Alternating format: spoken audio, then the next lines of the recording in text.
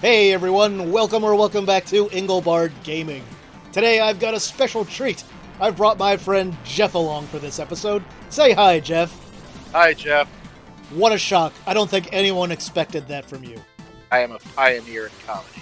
So I've brought Jeff along today to observe this special episode of Complete Trash featuring the Commodore 64 version of the classic title Contra, also known as Gryzor. So, Jeff, what kind of experience do you have with the Commodore 64? Immense, man. I'm one of the premier experts on the Commodore 64. Do tell. Well, let's see. I got mine in the summer of never, and I've probably touched a real one once in my entire life. Wow, that's some level of expertise there. Unlike you, I did grow up with them, and I have multiple C64s, and I played this game when it was new, and I had it when it was new, and oh boy, just wait until you see what this is like. But first, let's just talk a tiny bit about Contra. So, Contra came out in the arcade from Konami in 1987. Not super great, it was a pretty decent, arcade game. A lot of people have given it flack these days for not being as good as the later NES port. But just so what people know it is, it's a classic run and gun. It featured some side view action scenes and some areas where you run into a base and things like that. It was ported to the NES the following year. It came out in 1988. One of the all-time great NES games. One of my absolute favorite games for the system that I still play regularly to this day. The same year, however, it also came out for the Commodore 64. Now, knowing that some of the hardware is kind of similar to the NES, do you think these games are going to be kind of similar? Well, I mean, 8-bit and 8-bit, it's got to be pretty close, right? Wrong! It is nothing like that. Bite your tongue. I don't ever want to hear that from you again. Well, I mean, like you say, the NES version is also one of my favorite games. How can you screw up Contra? I'm glad you asked. Let's find out together. So everybody, stick around past the ending. This game's only 10 minutes long. I've got a little treat for you after the end. So let's get on with it.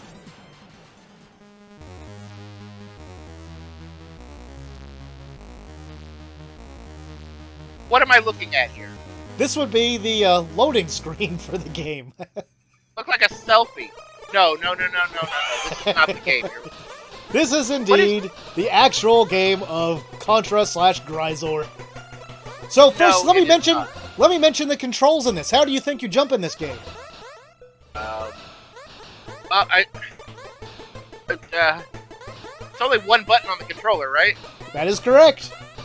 I have no idea, because you're shooting and aiming up, so it can't be up like every other game. The fire button shoots, and you have to press the space bar to jump in this game. So you can't jump without using the keyboard. How do you do that with only two hands? Not well. What's going on with the music? Oh, you like the music? I hope you do, because that's literally the only song in the entire game. This is the only in-game music track. Well, the song sounds familiar, but... Okay, you're done. Yeah, that's level 1. Isn't the first level supposed to be longer than that? Wait. No, it's pretty short in the arcade. Hold on, do we even have time to talk about this game? It's gonna be over? It's, yeah, we'll just have to do it quick. So you can see clearly this is based much more on the arcade one. It doesn't have any of the things they added, to the NES, like the longer levels or the different color scheme for, like, the bases and things like that. The graphics have a little bit of charm to it, I guess, but... A little bit. But something's off, and the music... this is the right music for this level, but it sounds like it's on, crystal meth or something. Well, it's not the right music for this scene with the boss fight here. Well, no, but... What? Oh, I should also mention, this game is 2 players, but not at the same time.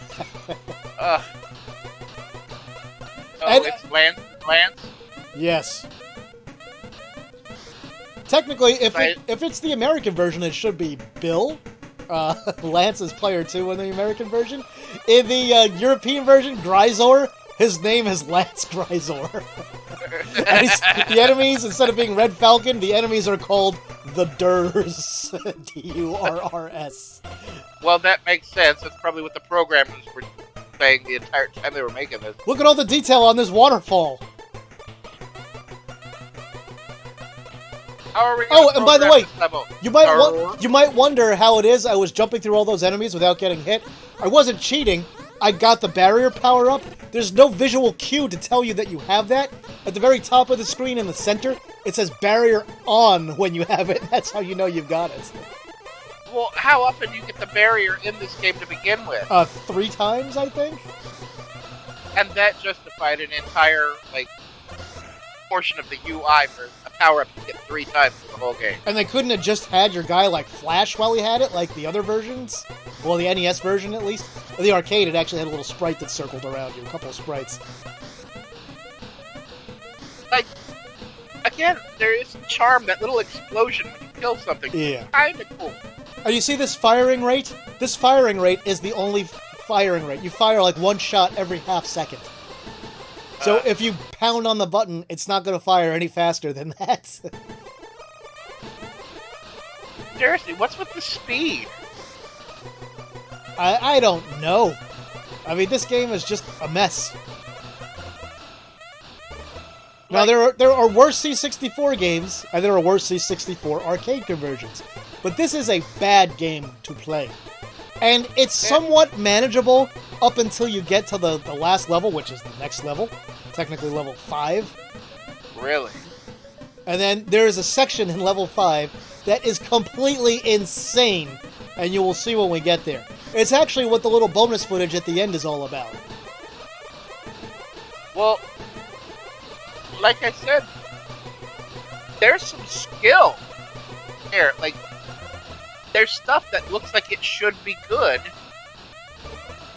And just watching you jump around like an idiot there trying to hit that one little... Oh, yeah. And one thing that doesn't come across here either is the physics of walking and jumping feel terrible in this game. The jumps just feel really weird and unnatural. Well, it's too fast. And look at these guys. They run backwards. They only face one direction. They never bother doing a flip sprite for them. Oh, well, that boss is kind of the same. He's not shooting the bubbles out at you. No, Everything's fire rings in this one. And get used to seeing those fire rings, because they use them for a bunch of things they're not supposed to. Okay, so, you're a producer at Ocean. Yeah. And they say, okay, we need you to do a port of Gryzor. What are you thinking? When you've got something like this? What? I don't understand how, somebody's mindset would be like, oh, this is perfectly fine. Dude, there are so many games like that. You have to wonder, how come somebody didn't catch that this thing was total garbo before it got finished and released and put on store shelves? Okay, what's going on here? This is not Contra that I... Yeah, this is from the arcade game. It's got this thing with those guys. It's a little bit different, but it's not very different. So remember, also in the arcade, Contra only has 5 levels. But the 5th level is in 4 distinct sections. It goes from the snowfield to the energy zone to the hangar zone to the alien's lair. So this has that same setup. There's no breakup between the levels. Yeah, this is supposed to be a port of the arcade game. Yes. Because it was developed in parallel to the NES version. Well, I mean, I wouldn't say that exactly, since it's not the same developers or anything like that. But time-wise, yes. Ocean had no idea what Konami was doing with the NES version. No. Look how tiny this thing is in this. Really? What? No. It was big enough that it got 4 little explosions. Yep. Now this guy actually doesn't look so bad in this, I feel. I don't know what's he doing with that left hand. Don't you worry about that. He's practicing for later. He got 5 explosions. I mean, and just from a visual standpoint, I don't think this game is like that horrendous. It's the gameplay in this one that is just terrible. Like, this does not feel anything remotely like Contra. Doesn't feel like the arcade one, doesn't feel like the far superior NES one either. And what's really weird is, for some of the C64 ports that it got of certain other games, sometimes they were based directly on NES games for things like Castlevania and Teenage Mutant Ninja Turtles. So Yeah. This is the part that is going to feature prominently in the second section of this video for the minute or so after the end. Because look how ridiculous this is. Do you think it's possible to get through this without dying? It's giving me a seizure. If it is possible, I sure couldn't do it. How do you do that? How do you time that? Oh, not like that. That's the point where I gave up. So I make no secret about how I record these videos. I do use save states when I do these, and you'll see some of that later on here. And I do that not to show, oh, look, I'm so great, because I tell everyone up front that I use save states when I do these things. I've got the barrier again, by the way, if you didn't notice. Yeah, I was wondering how you managed to get through. Yeah. Because there's no visual indication. Yes, there is. It says barrier on. Duh. Oh, nice one. But yeah, so I obviously okay, use the save states, and I did use a trainer on this to get unlimited lives. And like I said, the whole point of this is not so to fool people and make them think, oh, I'm so great at everything. It's because you can see the whole game. Yep. You want to see the whole game as efficiently as possible. Because, I noticed we've still got 8 remains. Yes. And look, you see some of these deaths? I'm literally getting hit by nothing. Wait, that's not the heart. Yeah, that's the heart. Obviously, duh. No. There's none of the little pods that shoot the scorpion-like things out. They're all gone. No. But you said that was the part you gave up. Is this the part where they gave up? I think they gave up long before that. Here's your great ending. Look at that, yeah. Now, Game over. I'm going to let this play because this does have the ending music and the credits here. So we'll pretend this is the ending, but this is what you see when you first start the game up normally. I'm surprised these people allowed their real names to be printed in these. Steve Wahid, oh, they did alright. But Jesse Brooke and the Colin Porch and David Blake, guys, you could have done better. And people will say true things like, oh, they probably had a really tight time frame to work on this. They didn't have any of the arcade code. They had to do it all from scratch, and etc. So get ready for this. Oh, what is this? So here is how the sausage gets made a little bit. So I'm showing here all the times I died on this section. And all the states I had to reload here. I made it big and prominent so everyone can see it. Does this look fun to you? Or on your typical playthrough of, like, say, the arcade version. Yeah. Based off, how many times do you die? In the arcade game, I can beat the arcade game without dying. Lance Gryzor, nope, he's gonna die. And also, there's no lasers in the arcade part here. It's got those claw things that move up and down. Yeah. The arcade game is very short if you're good at it. Yeah. But it was I know it takes like 10 minutes. One of those games. But like, if you don't know what you're playing, there was really nothing really like it back then. No, not really. You're going through a lot of quarters. You're spending a lot of time playing this. Which I didn't play the arcade game until after, like, I'd beaten it many times on NES, just because the arcades around me didn't have that first one. And actually, I didn't play the arcade game until after I played Super Contra. I'd never seen it in an arcade until after that. Yeah,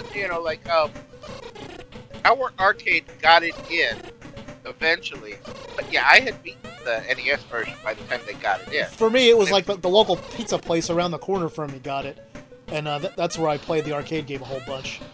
They got games usually when they were really old and out of all the other places.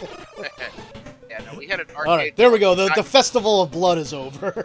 Good God, how many times was that? At least. I don't know. I didn't count it. So, it was a lot. But you see, it's absolutely ridiculous.